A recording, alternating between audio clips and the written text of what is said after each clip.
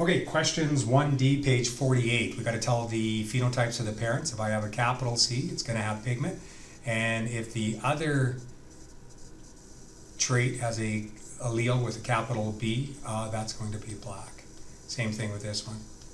So you have two black tant mice that are mating, and they're heterozygous. Now you got to be careful when we did regular dihybrids and you had two parents that were heterozygous, you always got that 9:3:3:1 ratio, but you got to remember that this is polygenic. And when it's polygenic, this means that one trait is affecting the expression of the other trait. So when you have those, you got to throw those patterns. You can't do none of this 9:3:3:1 pattern. It doesn't work anymore. So what you want to be able to do is just work it out, and unfortunately that's what we have to do with this one.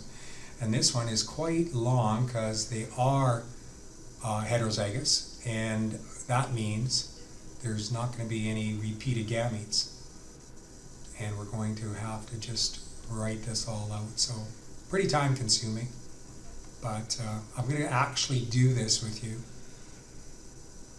so you can actually see how we actually work our way through this problem.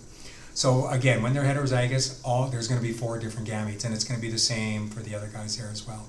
Now just to speed this up a little bit, we're just going to not show our arrows.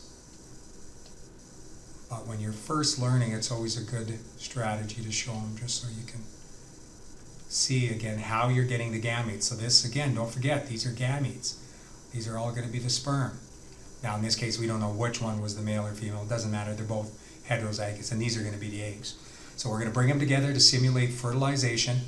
Bring the C's together, bring the B's together. Always show the dominant allele first, and then put the phenotype right in the box. And then we'll count them up at the end to get the phenotypic ratio. So capital C, capital B, capital B, that's going to be black. We'll just abbreviate it. Capital C, big B, little b, that's going to be black.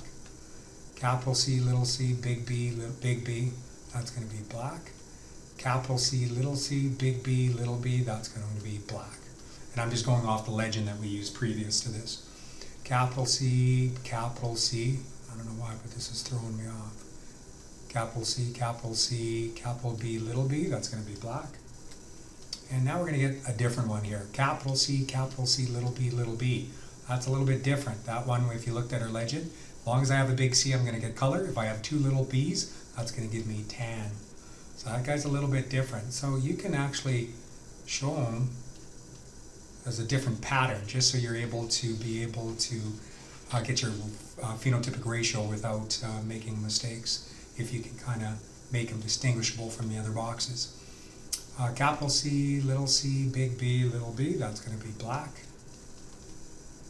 Capital C, little b, that's going to be tan. And I'm going to keep that pattern the same, so that it stands out from the other guy. Capital C, big B, that's going to be black.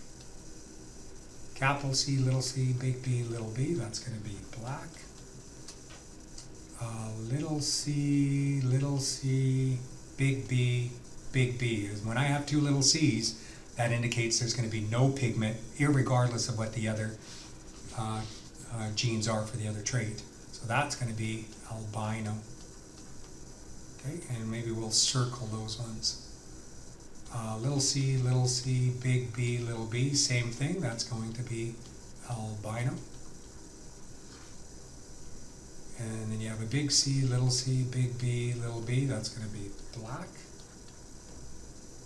And big C, little b, that's going to be tan. And we said tan would have these kind of little stripes on them. Little c, big B, little b, that's going to be albino. And we said we'd circle the albinos. And little c, little b, albino. So when you do that, easy enough, you just count up all the blacks. So you got 1, 2, 3, 4, 5, 6, 7, 8, 9 blacks. So you're going to get a 9 black. And let's take the next highest ratio. It looks like to me albinos. So there'd be 1, 2, 3, 4 albinos.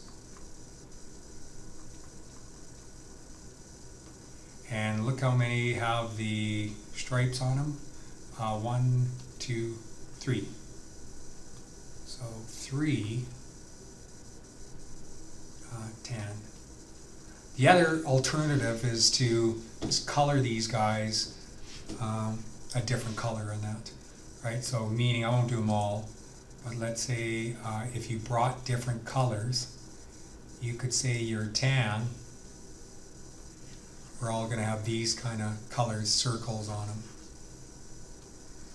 right? Albinos would be a different color, your black would be a different color. So that's another alternative, is bringing different color crayons or highlighters or whatever, just so you're able to really be able to decipher the different phenotypes within this big 16 Punnett square.